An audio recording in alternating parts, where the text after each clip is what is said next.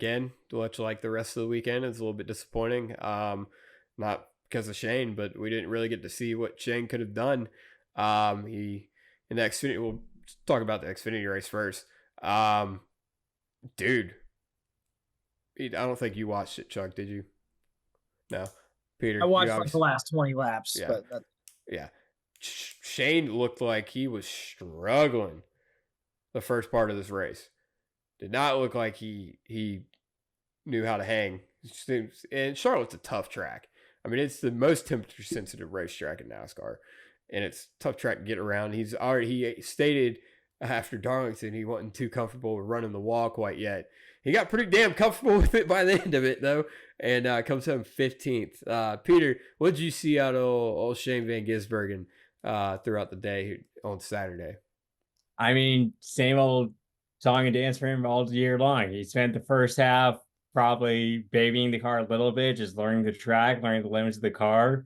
And last quarter to half of the race is when it was go time, and he was slowly picking off cars one at a time.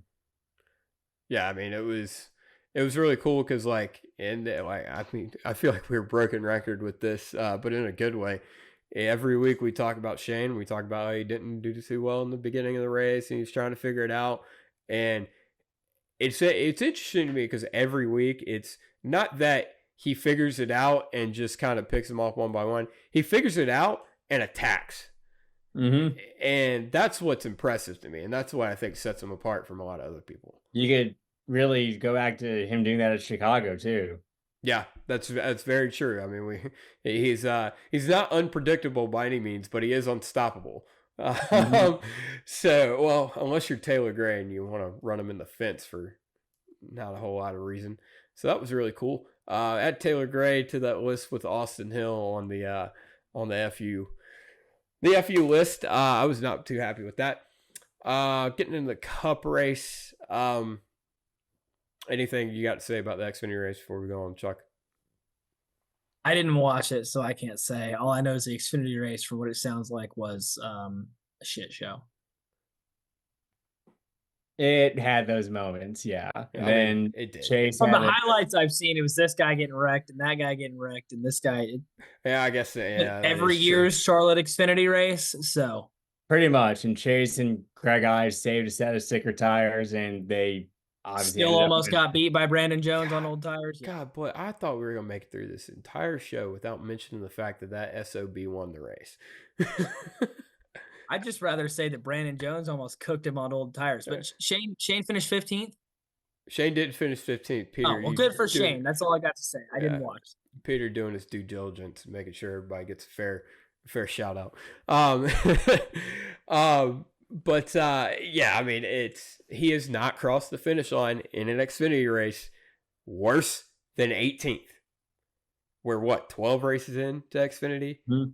Like 13 races. And where's Xfinity going next? Portland. Yeah, and then what's after that? Sonoma. Wait, are they going to Sonoma? No, I think trucks are. Wait, no, Xfinity is. My bad. Xfinity is? Okay.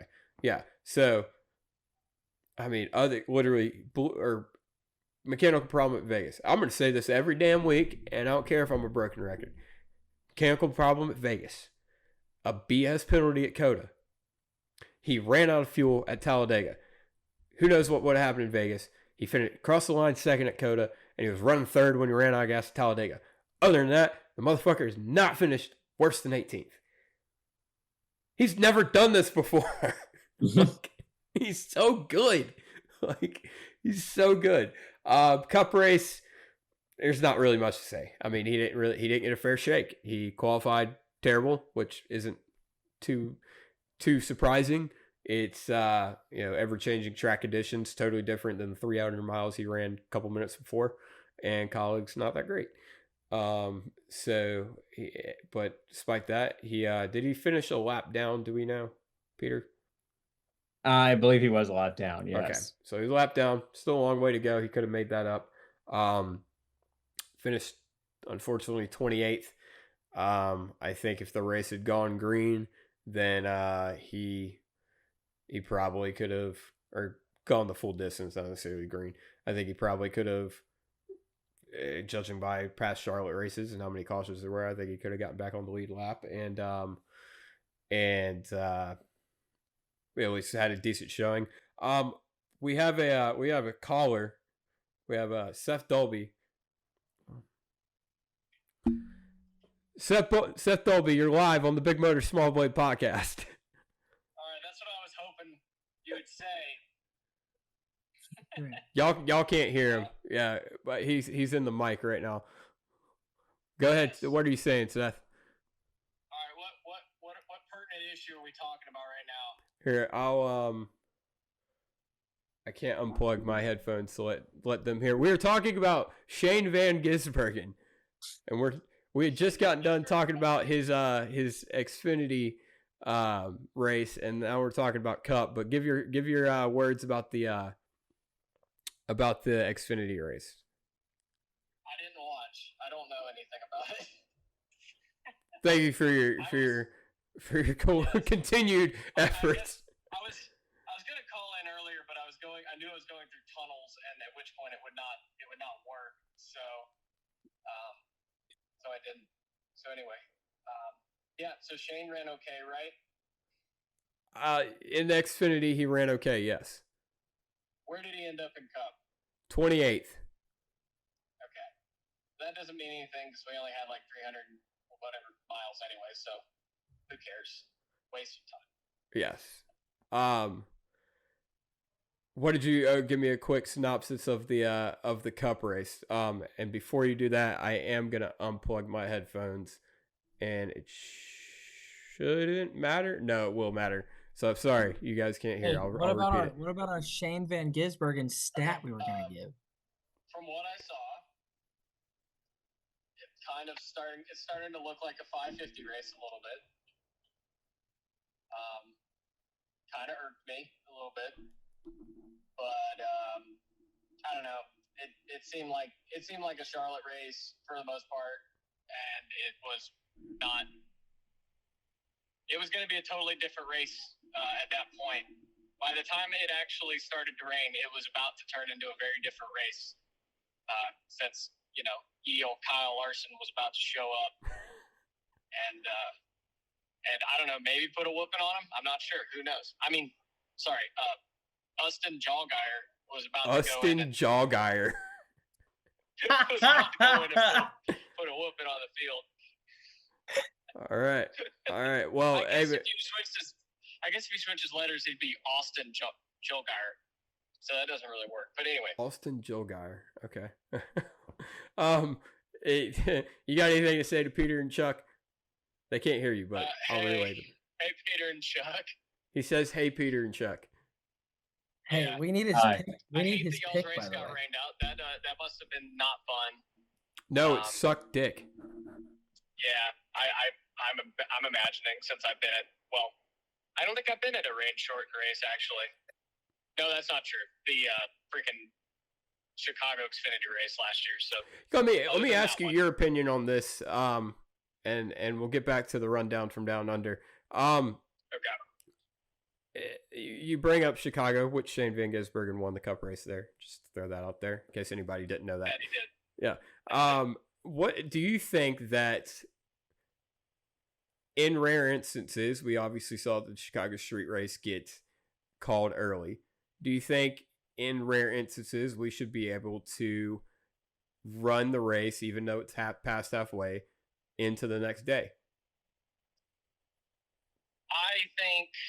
I don't think we should pack up and come back if we're past halfway in any situation. Sorry, my phone's telling me I need to turn here, but I don't think we should ever pack up and come back past halfway. But I do think that we finished the 600. Shut the fuck up. We have definitely finished the 600 way later than 1 a.m. before. So we should have at least waited till 1 a.m. to be like, okay, we'll see if this can change.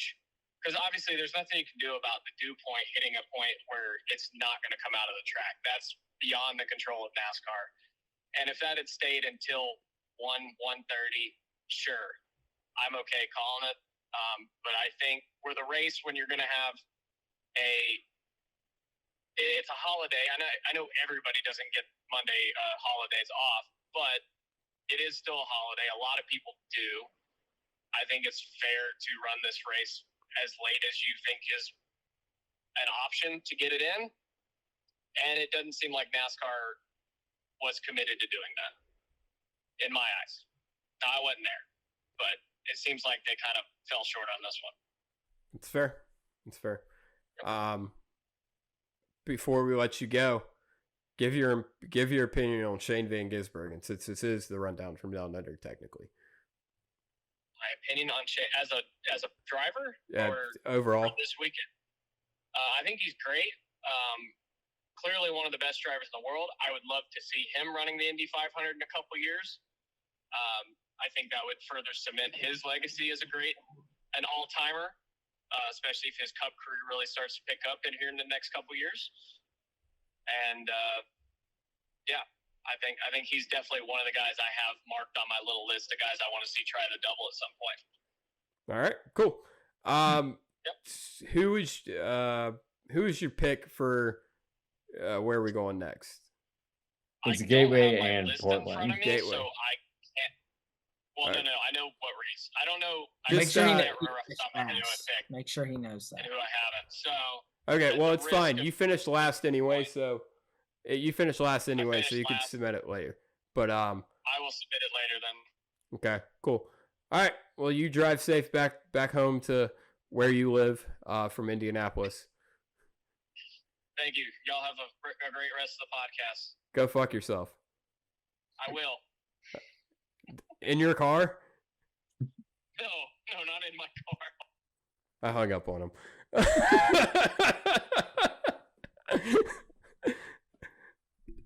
I don't want to know. Anyway, so that was Seth Dolby live, the Big Motor Small Boy podcast. I don't know how technology works. I apologize for that. Hopefully you guys heard most of that. Not only y'all, but everybody listening at home, because I didn't have him hit the speaker to the phone facing the front of the mic. I had it to the side, so that might have been tough to hear there for a minute, but you get the synopsis. Back to the rundown from Down Under. I think we pretty much covered everything there. There is one other thing. What? Oh, yes, there is. Yes.